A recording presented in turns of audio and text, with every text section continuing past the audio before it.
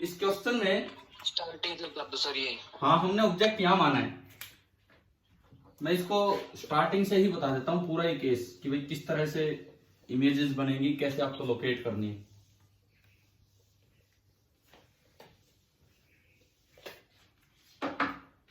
एक है reference line, ये एक रेफरेंस लाइन है। इस पे मैंने एक सर्कल लगा दिया। ये दूसरा मिरर है, केवल 30 डिग्री पे था, इतना भी आगे नहीं था। दूसरा जो मिरर है वो आपका 30 डिग्री पे था, और एक मिरर रेफरेंस लाइन पे था जहां से आपको एंगल मेजर करने, ऊपर पॉजिटिव एंगल मेजर होंगे और नीचे नेगेटिव। ये था, इस तरह से हमें देखने थे। तो जो ऑब्जेक्ट आपको दिया गया था वो इधर कहीं दिया गया था, मतलब ये ऑब्जेक्ट को ज्वाइन करने वाली लाइन पहले मिरर के साथ 10 डिग्री पे है एंड दूसरे मिरर के साथ 20 डिग्री पे। This is mirror M1 and this is mirror M2। पहले तो आप ये बताओ, ये यहां तक डायग्राम आया समझ में, क्या है क्या नहीं? ठीक है। अब मान लो मैं अगर लेता हूं first reflection on M1, first reflection on M1, तो जो M1 से पहली इमेज बनेगी वो 10 डिग्री नीचे बनेगी, क्योंकि 10 डिग्री ऊपर ऑब्जेक्ट है तो 10 डिग्री नीचे। समझ में आ गया क्या हुआ है? मिरर इमेज कैसे बनेगी यहां पे? भाई यहां से आप एक परपेंडिकुलर डालोगे तो x ऊपर x नीचे, तो ये भी 10 डिग्री ही नीचे आएगी इधर की तरफ, और ये आपकी बनेगी फर्स्ट इमेज I1। पहली इमेज 10 डिग्री नीचे है, अभी उनके एंगुलर पोजीशन अभी बनाएंगे हम। M1 से 10 डिग्री नीचे पहली इमेज बनेगी। क्या ये इमेज अब M1 के लिए ऑब्जेक्ट का काम कर सकती है? बताओ, क्या ये इमेज जो बनी है क्या ये M1 के लिए ऑब्जेक्ट का काम कर सकती है अभी? No sir. नहीं, क्योंकि M1 के तो बैक साइड में चलेगी, लेकिन M2 के फ्रंट साइड में है, तो M2 के लिए ऑब्जेक्ट का काम करेगी। M2 से कितनी दूर है एंगल बताइए, M2 से कितना एंगल हो गया पूरा? 40 डिग्री। तो 40 डिग्री उधर अगली इमेज बनेगी, जो अगली इमेज जाएगी वो 40 डिग्री इधर चली जाएगी, दैट इज I2। M2 से रिफ्लेक्शन होके परपेंडिकुलर आप डालोगे तो इतना इधर, ठीक है ना, इस तरह से जाना है। तो ये M2 से 40 डिग्री उधर। तो इसको अब थोड़ा देखने का तरीका यूं होता है, थोड़ा जल्दी करना हो तो M2 देखो, पहली इमेज आपने I1 बनाई M1 पे, उससे अगली इमेज I2 बनी और वो M2 से भी 40 डिग्री उधर की तरफ चलेगी, M2 से भी 40 डिग्री उधर। अब जो 40 डिग्री उधर गया, M1 से कितने एंगल पे है वो? 70। तो जो अगली इमेज बनेगी वो M1 से 70 डिग्री इधर बनेगी, यानी कि जो थर्ड इमेज हमारी आएगी वो आएगी M1 से 70 डिग्री इधर। अब जो M1 से 70 डिग्री पे होगी तो M2 से कितने डिग्री पे हुई हो? M1 से अगर 70 डिग्री पे है तो M2 से कितने डिग्री पे होगी? 100 डिग्री। 100 डिग्री, मतलब 30-30 जोड़ते चलेंगे। तो जब 100 डिग्री इधर ऑब्जेक्ट है तो जो इमेज बनेगी M2 से 100 डिग्री उधर बनेगी, यानी कि जो नेक्स्ट इमेज है I4 वो M2 से 100 डिग्री उधर बन जाएगी। ठीक है, नेक्स्ट बताओ, जब M2 से 100 डिग्री उधर है तो M1 से कितने डिग्री पे हो गया? जब M2 से 130, तो M1 से 130 इधर ऑब्जेक्ट, तो 130 उधर बनेगी इमेज। तो जो अगली इमेज आनी है, अगली इमेज I5, वो M1 से 130 डिग्री इधर जानी है। अब M1 से 130 डिग्री इधर है तो M2 से कितना एंगल हो गया? M2 से 160, तो 160 डिग्री उधर अगली इमेज बनेगी। तो जो अगली जो इमेज बनी I5 वो 160 डिग्री पे बनी M2 से। अब M2 से 160 डिग्री, M2 से 160 डिग्री, तो M1 से बताओ कितना एंगल हो गया? 190। 180 से ज्यादा होते ही आपको थोड़ा ध्यान देना है। देखिए क्या ध्यान देना है, सुने। मैंने इस मिरर को पीछे बढ़ाया, इस मिरर को पीछे बढ़ाया, ठीक है, ये इसकी बैक पोजीशन है और ये इसकी बैक पोजीशन है। इस इलाके को बोलते हैं डार्क जोन। कि यहां अगर कोई इमेज आ गई तो वो दोनों के बैक साइड में जा चुकी है। अगर यहां कोई इमेज आ गई है तो वो दोनों के बैक साइड में चलेगी है, ना उसकी लिए ऑब्जेक्ट का काम कर पाएगी M1 के लिए ना M2 के लिए। अब आप बताओ M1 से अगर अगली इमेज बनाते हैं तो वो 190 डिग्री पे जा रही है, तो वो कहां पहुंच गई बताओ? डार्क जोन में। हाँ, अगर आप I5 इमेज देखें, I5 वो M2 से 160 डिग्री पे है, M2 से 160 डिग्री, तो M1 से 190 डिग्री, 180 डिग्री तो यही है, तो 190 डिग्री तो भाई यहां कहीं बीच में आएगा और भी 10 डिग्री इधर। यानी कि ये जो इमेज नंबर I5 है ये यहां लोकेटेड है, यहां 10 डिग्री इधर। तो क्या ये किसी भी ऑब्जेक्ट के, किसी भी मिरर के लिए ऑब्जेक्ट का काम कर पाएगी? No sir. नहीं कर पाएगी। इसका मतलब ये रिफ्लेक्शन यहां रोक देना चाहिए।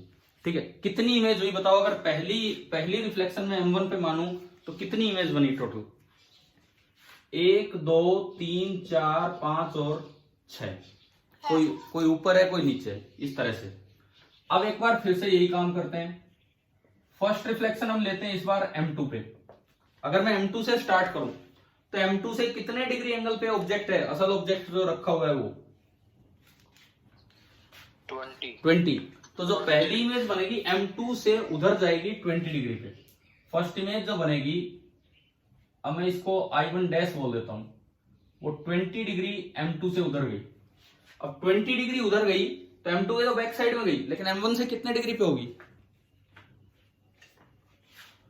M1 से कितने डिग्री पे? अगर M2 से 20 डिग्री उधर गई तो M1 से 50 होगी। मतलब जो एंगल बिटवीन द मिरर है वो ऐड कर दो। तो यानी कि जो अगला जो ऑब्जेक्ट है वो M1 से 50 डिग्री उधर है, तो अगली इमेज M1 से 50 डिग्री नीचे बनेगी। तो नेक्स्ट इमेज बनेगी I2 डैश, वो 50 डिग्री नीचे बनी M1 से। अब जो M1 से 50 डिग्री नीचे बनी तो M2 से उसका एंगल कितना हो गया? 80 डिग्री। तो 80 डिग्री उधर बन जाएगी अगली इमेज I3 डैश, 80 डिग्री उधर। अब M2 से 80 डिग्री उधर गई, M2 से 80 डिग्री उधर गई तो इससे कितना एंगल M1 से? 110। 110 डिग्री उधर ऑब्जेक्ट है तो 110 डिग्री नीचे इमेज बनेगी। तो ये आपका I4 डैश हो गया 110 डिग्री। ठीक है, नेक्स्ट अब I4 M1 से 110 डिग्री नीचे है, M1 से 110 तो M2 से 140 हो गया 140। तो M2 से 140 डिग्री ऊपर बनेगी इमेज I5 डैश, 140 डिग्री ऊपर बनेगी अब इमेज। क्लियर? अब अगर M2 से 140 ऊपर है तो M1 से कितने एंगल पे होगी? 170। क्या डार्क जोन में गई है? 170 पे है। क्या डार्क जोन में पहुंची है कि नहीं? नहीं पहुंची, अभी नहीं पहुंची, अभी तो ऊपर ही है। तो जब M1 से 170 डिग्री उधर है तो M1 से 170 डिग्री दूसरी साइड इमेज बन जाएगी I6 डैश 170 डिग्री। 140 और 30 170, तो 170 पे उधर जाके इमेज बनी। अब M1 से बनी 170 पे, तो क्या ये डार्क जोन में जा चुकी है कि नहीं? No sir. अच्छा ठीक है, कोई बात नहीं। तो बताओ M2 से कितना एंगल है? M2 से कितना एंगल है? कितना एंगल है M2 से? है 200। 180 से बड़ा हो गया ना। 180 से बड़ा होते ही इसका मतलब आप गलत आइडेंटिफाई कर रहे हो, वो डार्क जोन में जा चुकी है। इसका मतलब ये है कि वो डार्क जोन में जा चुकी है। अब वैसे देखो ना, M1 से 170 डिग्री, M1 से 170 डिग्री कहां है? ये है 170 डिग्री। बताओ M1 से 170 डिग्री कहां पे आया? समझ में आया? तो ये डार्क जोन में ही तो है। और नहीं तो यूं देखा करो, +30 करते ही अगर वो 180 से ज्यादा हो रहा है, +30 करते ही अगर वो 180 से ज्यादा हो रहा है तो इसका मतलब वो डार्क जोन में जा चुका है। क्लियर हुआ? यहां तक क्लियर हुआ सभी को? ठीक है। अब देखो लास्ट इमेज जो बनी वो M1 से 170 डिग्री पे बनी है,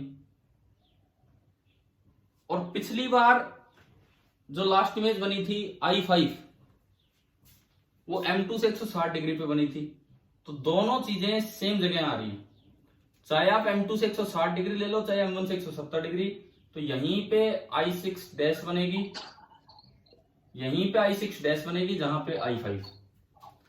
अच्छा, अगर आपको वैसे चेक करना हो कि आखिरी दो इमेज कोइंसाइड कर रही है कि नहीं, आखिरी इमेज का M1 से एंगल कितना है, इधर 170 डिग्री 170 डिग्री, और आखिरी इमेज का M2 से एंगल कितना है, इधर 160 डिग्री।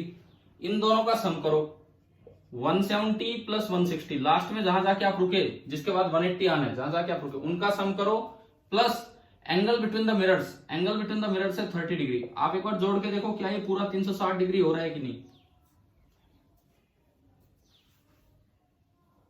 भाई इसका लास्ट एंगल, इसका लास्ट एंगल जिसके बाद 180 आना था, और एंगल बिटवीन द मिरर, ये तीनों मैंने ऐड किए। बताओ तीनों का सम 360 डिग्री बन रहा है कि नहीं बन रहा है?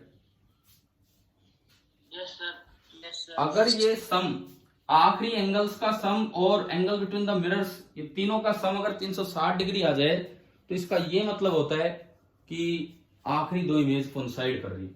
इधर से एंगल देखा, इधर से एंगल देखा, और एंगल बिटवीन द मिरर देखा, पूरा 360 बन रहा है। मतलब ये आखिरी दो इमेज कोइंसाइड करेंगी। तो ये दो नहीं, ये आपका एक ही काउंट होगा। ये दो इमेज की तरह काउंट नहीं होनी, ये आपकी एक ही इमेज काउंट होगी। ठीक है, अब देखते हैं कहां कितनी कैसी इमेज बनी।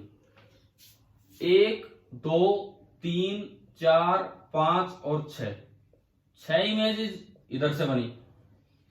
जब आपने फर्स्ट रिफ्लेक्शन किस पे लिया, M2 पे। अगर आप फर्स्ट रिफ्लेक्शन M2 पे लेके चलते हैं तो 6 इमेज बनी। नीचे कितनी बन रही है, 1 2 3 4 5, I5 नहीं है, ये 5 के बाद ये 6 है, I6। नीचे अगर आप देखते हो तो 6 ही इमेज तब बनेगी जब आप M1 पे फर्स्ट रिफ्लेक्शन लेंगे। टोटल इमेज तो 12 दिख रही हैं, लेकिन हमने एक चीज पता की कि आखिरी दो इमेज कोइंसाइड कर रही हैं, तो यानी कि ये दो नहीं एक ही इमेज है। तो बताओ टोटल नंबर ऑफ इमेजेस कितनी होगी? टोटल नंबर ऑफ इमेजेस आपकी निकल के आई 12 minus 1, this is equal to 11। Total number of images आपकी आ गई हैं 11। अभी बताओ क्या ये ढंग से समझ में आया है कि नहीं, किस तरह से आपको लोकेट करनी है? Yes sir. देखो, अगर जल्दी जल्दी करना हो तो पहले एक से रिफ्लेक्शन लेके चलो। जैसे मान लो आपने M1 से रिफ्लेक्शन लिया, जहां भी आया उसमें 30 डिग्री जोड़ दो, फिर 30 जोड़ दो, फिर 30 जोड़ दो, फिर 30, फिर 30, मतलब जितना एंगल बिटवीन द मिरर से वो जोड़ते चलो। और लास्ट में जब भी 180 क्रॉस होने लगे वहां रुक जाओ, क्योंकि 160 में 30 क्रॉस हो रहा है, 30 ऐड करते 180 क्रॉस हो रहा है, रुक जाओ। दूसरे से स्टार्ट किया, यही करते हुए 170 आ गए, 30 ऐड करते 180 क्रॉस हो रहा है, रुक जाओ। फिर आखिरी में एक काम चेक कर लो, मैं विदाउट डायग्राम बता रहा हूं कि अगर आपको डायरेक्ट करना हो कि कितनी इमेज है, तो मतलब कहां इमेज है, तो फिर लास्ट में आप इन दोनों का सम करो plus angle between the mirror, अगर वो 360 डिग्री आ जाए तो एक कोइंसाइड होगी। तो नंबर ऑफ इमेजेस आ गई 11। अब कल जिस तरह से क्वेश्चन दिया था वो था कि आपको लोकेशन देनी है हर एक इमेज की, और ये बोला था कि इस रेफरेंस लाइन से ऊपर वाले एंगल पॉजिटिव लीजिए और इस रेफरेंस लाइन से नीचे वाले एंगल आपको नेगेटिव लेने। अब देखो, जो एंगल M1 से बनाए हैं वो सारे नीचे बने कि M1 से इतना, M1 से इतना, M1 से इतना, और जो एंगल M2 से बनाए हैं वो सारे ऊपर बने। क्या बात आ रही है समझ में? जो एंगल M1 से बने वो नीचे बने, और जो M2 से बने वो ऊपर बने। तो मैं इन 11 इमेजेस की एंगुलर पोजीशन देता हूं with respect to reference line. I1 की एंगुलर पोजीशन बताओ कितनी है? I1 की एंगुलर पोजीशन है -10 डिग्री। आया क्या समझ में कैसे लिखा है? क्योंकि ये 10 डिग्री नीचे बना है। फिर I2 M2 से 40 ऊपर, और रेफरेंस लाइन से कितना ऊपर हो गया? 70। तो I2 की एंगुलर पोजीशन रेफरेंस लाइन जो कल दी थी सवाल में, ये वाली लाइन को हमने रेफरेंस लाइन बोला था, उसके रिस्पेक्ट में होगी 70 डिग्री। फिर I3 M1 से 70 डिग्री नीचे, तो -70। फिर I4 अगर आप देखते हो तो M2 से 100 डिग्री ऊपर, और M2 खुद 30 डिग्री ऊपर है, तो I4 की एंगुलर पोजीशन कितनी होगी? 130। फिर I5 M1 से नीचे 130 डिग्री, तो -130 degree. And then last I6 I6 जो होगा वो M2 से 160 डिग्री है। उधर से छोड़ो, उधर से तो 160 और 30 190 गया, इधर से देखो ये I6 रहा, इधर से ये एंगल है -170 डिग्री। आप बताओ ये 6 पोजीशंस एंगुलर पोजीशन समझ में आई कैसे दी है हमने कल वाली रेफरेंस लाइन के कंपैरिजन में। अब मैं उन इमेजेस की बात करता हूं। I1 डैश बताओ कहां है I1 डैश, M2 से 20 डिग्री ऊपर, तो रेफरेंस लाइन से कितना, ये लाइन है रेफरेंस लाइन, प्लस का 50 डिग्री आ गया ना समझ में। I2 dash, I2 dash M1 से 50 डिग्री नीचे तो -50 डिग्री। I3 डैश M2 से 80 डिग्री ऊपर, M2 से 80 ऊपर और 30 ये रहा तो प्लस का 110। फिर I4 डैश, I4 डैश कितना होगा, I4 डैश है 110 नीचे तो -110 degree. Then I5 dash, I5 dash कितना होगा 140 डिग्री M2 से तो प्लस का 170 degree. And last I6 dash 170 degree, इससे 170 नीचे तो -170 डिग्री। और ये देखो आखिरी दो पोजीशन सेम आ रही। तो भाई ये आंसर्स हैं, जिस तरह से उस सवाल में एंगुलर पोजीशंस मांगी थी उसके आंसर बनेंगे ये सारे के सारे। अभी आप ये बताओ कि आपको ढंग से इमेजेस लोकेट करनी आ गई है कि नहीं, प्लेन मिरर अगर 2 प्लेन मिरर दिए हो तो ठीक है। अब अगर मान लो इतना लोकेशन ना पूछा हो, क्वेश्चन केवल यूं आए कि नंबर ऑफ इमेजेस बताओ, बस इतना पूछ लिया कि नंबर ऑफ इमेजेस कितने बनेंगे, तो कल कुछ बच्चे डायरेक्ट भी बता रहे थे। कैसे डायरेक्ट बताओ आप कैसे, बिना ये लोकेट किए। अगर थीटा 30 डिग्री है तो number of images 2 plane mirror कितना बनाएंगे, क्या फॉर्मूला है। 360 अपॉन थीटा। देखते हैं।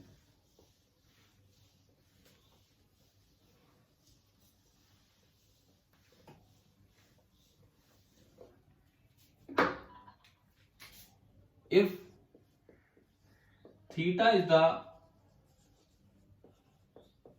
angle between 2 plane mirrors degree में, तो सबसे पहले फाइंड 360 डिग्री अपॉन थीटा। ये डिग्री में होगा। मान लो नंबर कोई भी आ गया, n आ गया, सपोज वो नंबर आया m। अब n के 3 केस हो सकते हैं, या तो n इवन होगा, या फिर n ओड होगा, या फिर n नॉन इंटीजर होगा। या तो n इवन होगा, या ओड होगा, या नॉन इंटीजर होगा। हाँ भाई यहां तक आ रही है बात समझ में जो मैंने अभी बताया। देखो इवन ओड तो इंटीजर होते हैं, या फिर नॉन इंटीजर। अभी जो आपका एंगल था, let theta is 30 degree, theta 30 degree है तो n कितना होगा बताओ। 12 इंटीजर है, इवन है कि ओड है, इवन। तो नंबर ऑफ इमेजेस जो आई, नंबर ऑफ इमेजेस वो आ रही है 12 - 1 यानी कि 11। तो यहां से मैं अगर जज करना चाहूं तो एक फॉर्मूला मेरे पास ये आ रहा है कि अगर n इवन है, अगर n इवन है तो नंबर ऑफ इमेज जो बनेगी that will be equal to n - 1। ये कब है, जब n इवन है। ठीक है, डायरेक्ट फॉर्मूला लगाया। जैसे सपोज कीजिए क्वेश्चन आ जाए कि भाई 2 मिरर हैं परपेंडिकुलर, 2 मिरर हैं परपेंडिकुलर और एक ऑब्जेक्ट यहां रखा हुआ है। आपको बताना हो कि भाई कितनी इमेज बनेगी, बताओ टोटल कितनी इमेजेस बनेंगी, कितने बनेंगी।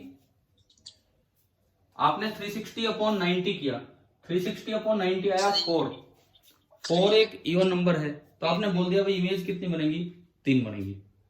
ठीक है, कोई पूछे कहां बनेगी, एक इधर, एक इससे इधर, ये इमेज इसके लिए ऑब्जेक्ट का काम करेगी तो ये इधर आएगी, और वो इमेज इसके लिए ऑब्जेक्ट का काम करेगी, ये वाली इमेज तो इधर आएगी, और ये दोनों कोइंसाइड कर जाएंगी। तो 4 बननी थी, लेकिन 4 नहीं 3 ही बनेगी। तो बताओ इवन नंबर वाला फॉर्मूला कुछ आ रहा है समझ में, किस तरह से लगाया हमने? ठीक है, 3 इमेज बनेगी, 1 2 एंड 3।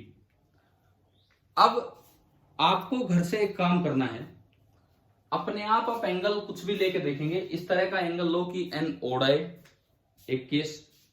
फिर एक बार एंगल ऐसा लेना कि एन नॉन इंटीजर है, 3.5 आ गया, 4.5 आ गया, कुछ भी आ गया। और जिस तरह से हमने लोकेट की हैं, आप एक बार इमेजेस लोकेट करके फॉर्मूले जज करने की कोशिश करना, प्रिडिक्ट करने की कोशिश करना। सारे फॉर्मूले 360/थीटा यानी कि एन की टर्म्स में ही बनेंगे, सारे के सारे फॉर्मूले। मैं आपको डायरेक्ट फॉर्मूले नहीं बता रहा हूं, ऐसे नहीं, मैंने आपको इवन नंबर वाला एक केस करके दिखाया, उससे आपने एक अंदाजा लगाया कि भाई शायद इवन नंबर में ये फॉर्मूला होना चाहिए।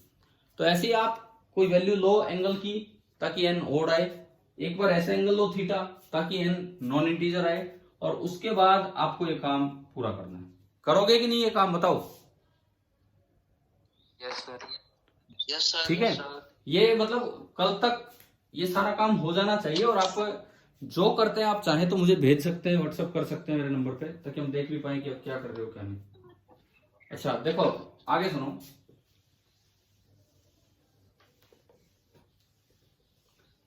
क्या मिरर को कट करने से इमेज गायब होती है क्या?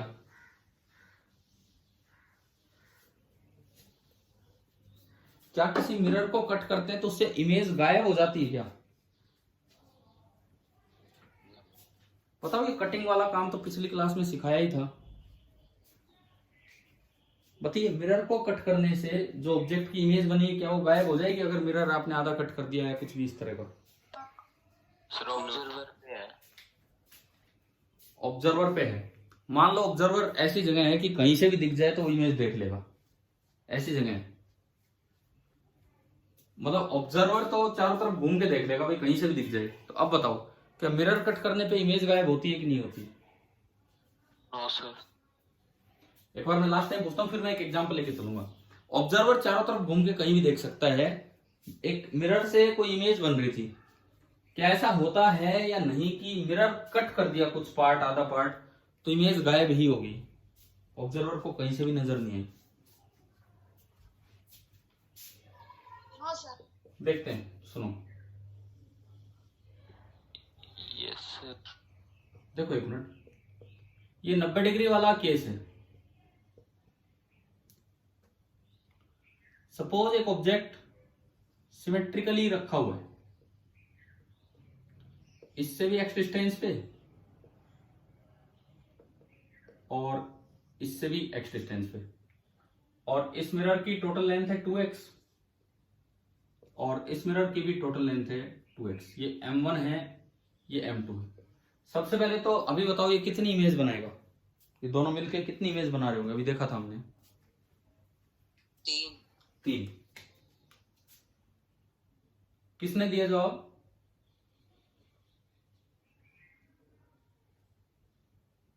अरे मैं तो ऐसे नाम पूछ रहा हूं, किसने जवाब दिया? भाई मैं फिर आगे क्वेश्चन पूछूंगा, इसलिए पूछ रहा था। चलो कोई बात नहीं, मत बताओ। ये आपकी 3 इमेज बनी, I1 I2 I3। अब क्वेश्चन ये है कि अगर मैं मिरर का इतना पार्ट इसका काट दूं और इतना पार्ट इसका काट दूं, अब कितनी इमेज बनेगी? 2। कैसे? मिरर कट करने से क्या इमेज ही गायब हो जाती है?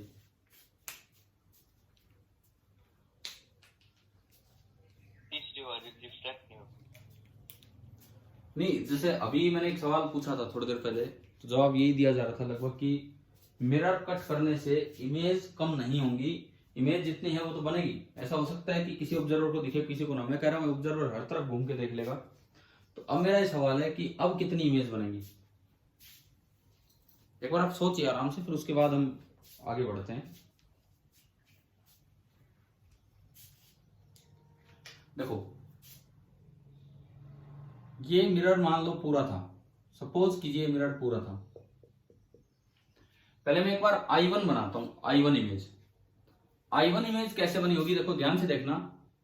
इधर से मैं इस मिरर को M1 बोल देता हूं, इसको M2। इधर से कोई रे आई होगी ऑब्जेक्ट से, रिफ्लेक्ट होके यूं गई होगी और ये पीछे यहां मिली होगी। सिमिलरली कोई रे आई होगी, रिफ्लेक्ट होके इस तरह गई होगी यूं, और ये पीछे बन गई I1। आप बताओ क्या I1 पार्ट फॉर्म करना समझ में आया कैसे बना?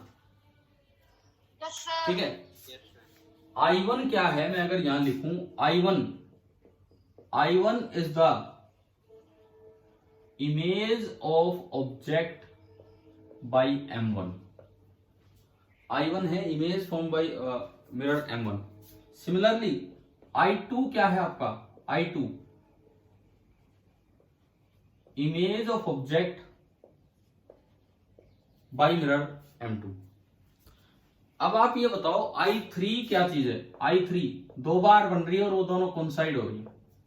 I3 को आप यूं भी बोल सकते हो image of I1 by M2, image of I1 by M2, या फिर आप I3 को यूं भी देख सकते हो image of I2 by M1, image of I2 by M1। ये भी आप बोल सकते हैं इस तरह से या इस तरह से। पहले ये बताओ क्या ये चार बातें जो मैंने लिखी ये समझ में आ गई? हाँ जी बोलो, क्या ये चारों पॉइंट क्लियर है कि नहीं, ये जो मैंने अभी यहां लिखे हैं? Yes. ठीक है, अब देखो कोई डाउट है इसमें तो पूछ लो पहले इन्हीं में, इन 4 पॉइंट्स में। देखो अब सुनो, अगर मैं इसकी बात करूं कि भाई M2 में I3 जो बना है वो I1 की इमेज है, इसकी मैं बात करूं I3 is the image of I1 by M2, तो image of I1 by M2 तभी बनेगी जब I1 से M2 पे रेज आए। Image of I1 by M2 तभी बनेगी जब I1 से M2 पे रेज आए, और I1 से तो कुछ आ नहीं रहा, वो तो रिफ्लेक्ट होके आ रही, तो अपर पार्ट वाली रे तो ऊपर चलेगी। I1 की जो भी रे M2 पे पहुंचेंगी वो केवल इसी पार्ट से तो रिफ्लेक्ट होके जा रही हैं। समझ में आ रहा है क्या ये? Yes sir. ठीक है, I1 से M2 पे तभी पार्ट रेज पहुंचेंगी जब ये मिरर का पार्ट हो। अगर मैं इस पोर्शन को AB बोल दूं, AB, अगर आप इसको देखते हैं तो this is only possible due to AB, only possible due to AB। मतलब अगर मैं AB पोर्शन को कट कर दूं तो क्या I1 ऑब्जेक्ट का काम कर पाएगा M2 के लिए? बताओ, अगर मैं AB पोर्शन को कट कर दूं तो क्या I1 ऑब्जेक्ट का काम कर पाएगा M2 के लिए या नहीं? No, sir. नहीं कर पाएगा। क्लियर, क्लियर है ना ये चीज सभी को, क्या है हो रहा है क्या नहीं? ठीक है, सिमिलरली अगर AB को देखो, फिर से मैं बोलता हूं AB कट किया तो ये वाली इमेज गायब हो जाएगी। ऐसे ही दूसरा पार्ट, अगर आप I3 को यूं देखते हैं image of I2 by M1, I2 की इमेज M1 से, तो उसके लिए मैं दूसरा डायग्राम दिखाता हूं।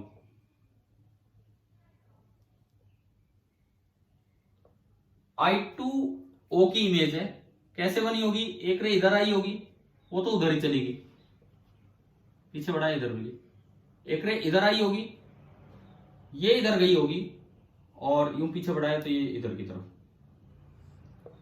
अब देखो M1 के लिए I2 ऑब्जेक्ट का काम कर रहा है इस रे की वजह से। अगर ये रे नहीं होती तो I2 जैसा कोई ऑब्जेक्ट M1 को दिखता ही नहीं। M1 के लिए I2 ऑब्जेक्ट तभी है जब ये वाली रे आएगी, और ये वाली रे आ रही है only due to portion BC। समझ में आ रहा है क्या? ठीक है, तो ये जो पार्ट है, ये जो पार्ट है, this is only possible due to BC। ये केवल तभी पॉसिबल है जब BC पार्ट होगा। अगर मैं BC पार्ट को कट कर दूं, अगर मैं BC पार्ट को कट कर दूं तो क्या I2 से कोई भी रे यहां पहुंच सकती है क्या? बताओ इस मिरर पे। अगर मैं बीसी पार्ट को कट कर दूं तो उधर वाले पोर्शन की रे उधर चलेगी, इधर वाली मिरर ही नहीं है तो जा ही नहीं पाएगी, यानी कि ये भी गायब हो गया। तो अब बताओ अगर मैंने ये दो टुकड़े गायब कर दिए तो नंबर ऑफ इमेजेस कितनी बनेंगी? 2 हाँ, तो ये याद रखना, ये दिमाग में रखना कि भाई ऐसा नहीं है कि केवल ठीक है सर। मिरर कट करने से इमेज गायब हो सकती है। तो अब दो नंबर ऑफ इमेज बनेगी, number of images found will be only 2। तो ये बताओ यहां तक ये चीजें क्लियर हुई कि नहीं आज की क्लास में, अभी तक जो मैंने बताया? ठीक है। दूसरी बात ये कि एक आपको काम दिया गया है कि इवन नंबर, ओड नंबर और नॉन इंटीजर, आप अलग अलग एग्जाम्पल लेके, केसेस लेके कोशिश करना कि कुछ फॉर्मूले हमारे पास आए कि भाई क्या फॉर्मूले होते हैं, कैसे हम नंबर ऑफ इमेजेस या लोकेट करने की कोशिश करना कि कितनी इमेज बन पाएंगी। ठीक है।